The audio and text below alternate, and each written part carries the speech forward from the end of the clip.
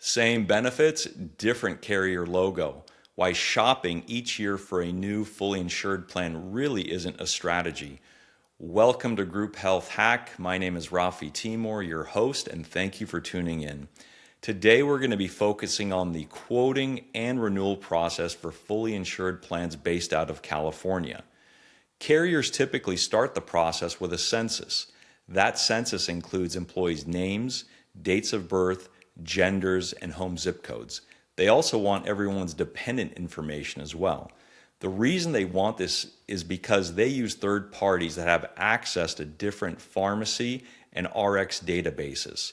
They send that census off, and depending on the number of hits that they get on the census, they'll go ahead and send back an overall risk score. Now, all of this is HIPAA compliant because they're not telling you who's on what type of medication or even the types of medications that are being offered for that company.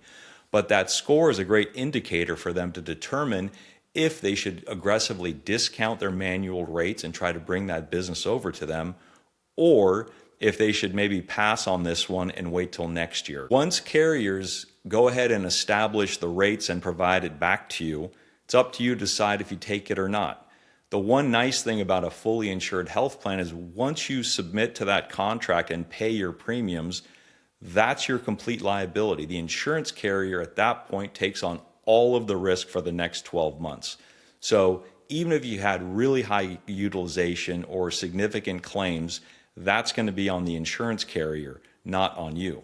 Conversely, if utilization is very low, you've overpaid for something that you're really not utilizing. Now, 9 months later go by and all of a sudden you get a phone call or an email from your broker saying, hey, the renewal is in. And typically in this space, we're going to be seeing a double-digit increase.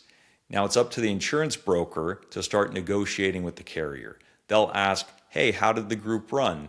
And the insurance carrier doesn't give a lot of information because it's a fully insured plan. And a lot of times the underwriters don't even share the data, the specific data, with the sales reps themselves. So there's a lot of vagueness to it. You do get some information of large claims. Typically it's either $25,000 or $50,000, and if it's ongoing or not, just enough to justify their double-digit increase, but really not enough to dispute it. So what happens next is your broker contacts them. They may be able to negotiate a few points here or there. If the group ran well within their guidelines, they certainly will come off of their rates a bit. If you have some competitive data, that information will help, and maybe you'll even get it even lower.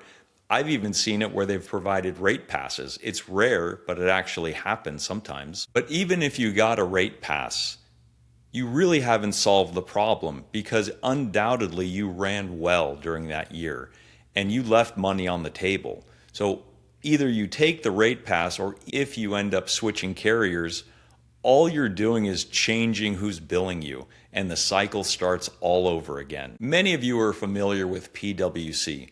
Well, they come out with an annual medical inflation trend report, and they basically place it between 8 to 8.5%. They're expecting the same increase for 2027. A big driving factor of it is also a lot of the specialty medications. GLP drugs are very, very popular and are widely used these days.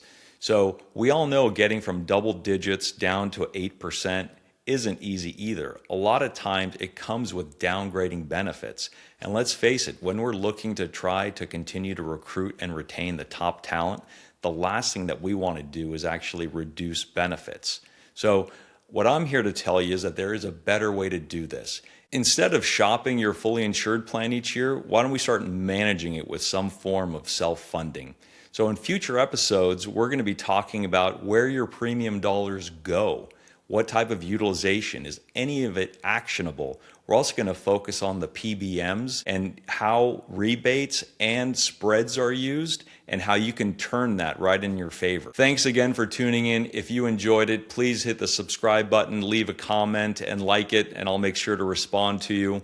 If you'd like some additional information, I may be reached at info@grouphealthhack.com. Again, info@grouphealthhack.com. Thanks again and hope to see you next time.